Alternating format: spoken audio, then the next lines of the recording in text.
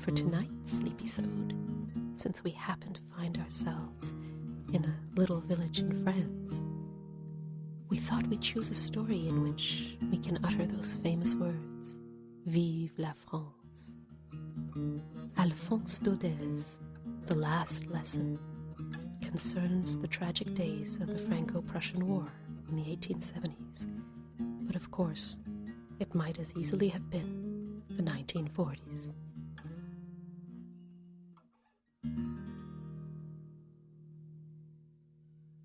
I started for school very late that morning and was in great dread of a scolding, especially because Monsieur Hamel had said that he would question us on participles, and I did not know the first word about them.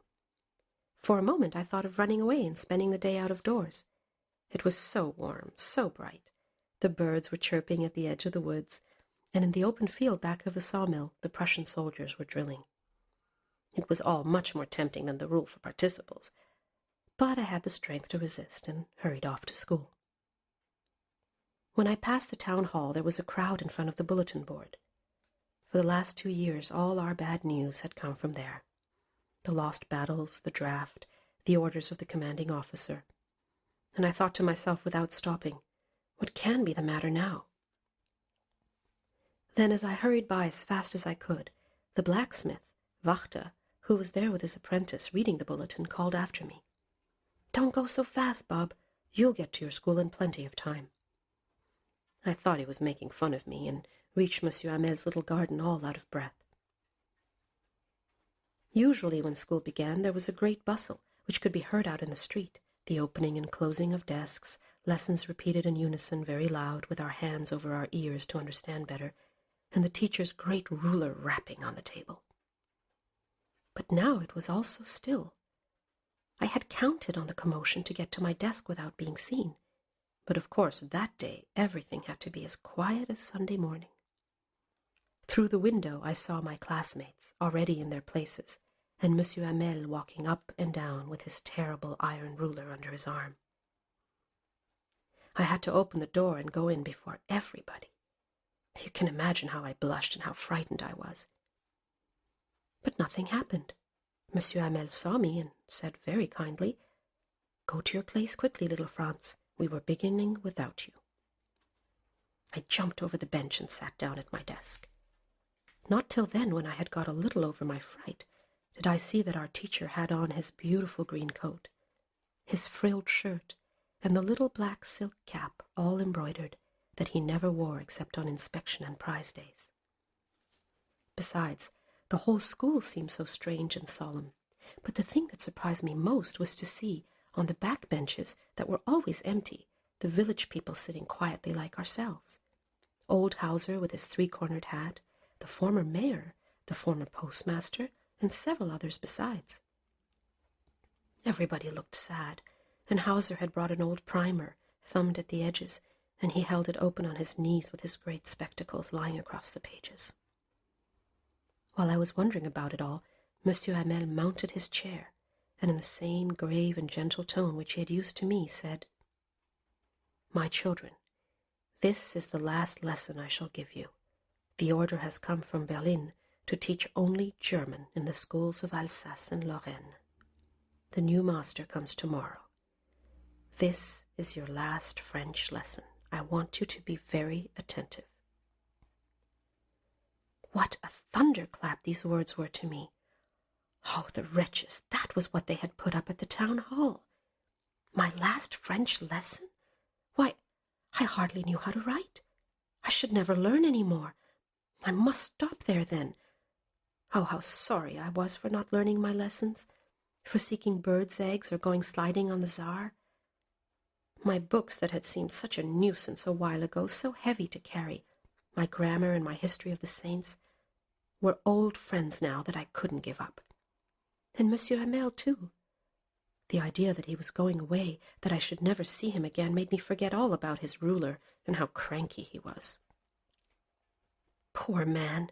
It was in honor of this last lesson that he had put on his fine Sunday clothes. And now I understand why the old men of the village were sitting there in the back of the room. It was because they were sorry, too, that they had not gone to school more.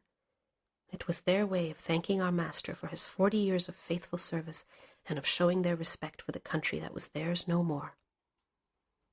While I was thinking of all this, I heard my name called. It was my turn to recite. What would I have not given to be able to say that dreadful rule for the participle all through, very loud and clear, and without one mistake? But I got mixed up on the first words and stood there holding on to my desk, my heart beating and not daring to look up. I heard Monsieur Hamel say to me, "I won't scold you, little Franz. You must feel bad enough. See how it is? Every day we have said to ourselves, 'Bah, I've plenty of time. I'll learn it tomorrow.' And now you see where we've come out. Ah, that's the great trouble with Alsace. She puts off learning till tomorrow. Now those fellows out there will have the right to say to you, 'How is it you pretend to be Frenchmen, and yet you can neither speak nor write your own language?' But you are not the worst, poor little Franz. We've all a great deal to reproach ourselves with. Your parents were not anxious enough to have you learn. They preferred to put you to work on a farm or at the mills, so as to have a little more money. And I've been to blame also. Have I not often sent you to water my flowers instead of learning your lessons? And when I wanted to go fishing, did I not just give you a holiday?"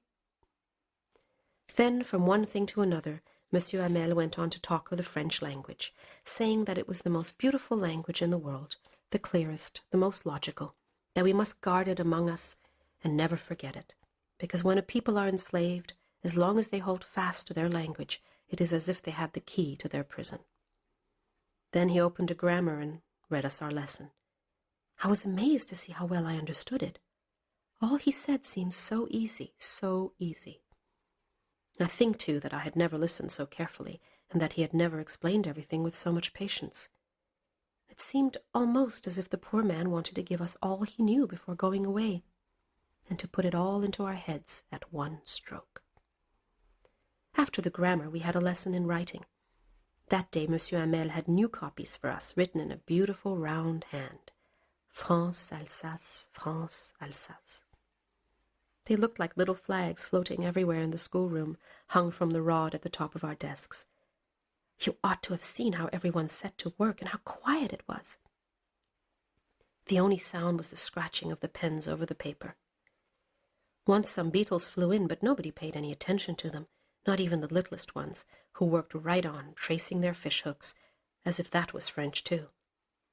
On the roof the pigeons cooed very low, and I thought to myself, will they make them sing in German, even the pigeons?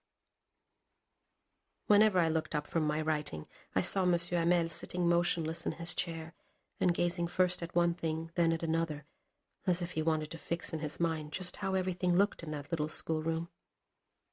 Fancy, for 40 years he had been there in the same place, with his garden outside the window and his class in front of him, just like that. Only the desks and benches had been worn smooth. The walnut trees in the garden were taller, and the hop vine that he had planted himself twined about the windows to the roof. How it must have broken his heart to leave it all, poor man, to hear his sister moving about in the room above, packing their trunks, for they must leave the country next day. But he had the courage to hear every lesson to the very last. After the writing, we had a lesson in history, and then the babies chanted their ba-bu-bi-bo-bu. Down there at the back of the room, old Hauser had put on his spectacles, and holding his primer in both hands, spelt the letters with them. You could see that he too was crying. His voice trembled with emotion, and it was so funny to hear him that we all wanted to laugh and cry. Ah, how well I remember it, that last lesson. All at once the church clock struck 12, then the Angelus. At the same moment the trumpets of the Prussians returning from drills sounded under our windows. Monsieur Hamel stood up, very pale in his chair. I never saw him look so tall. "My friends," said he, I... But something choked him.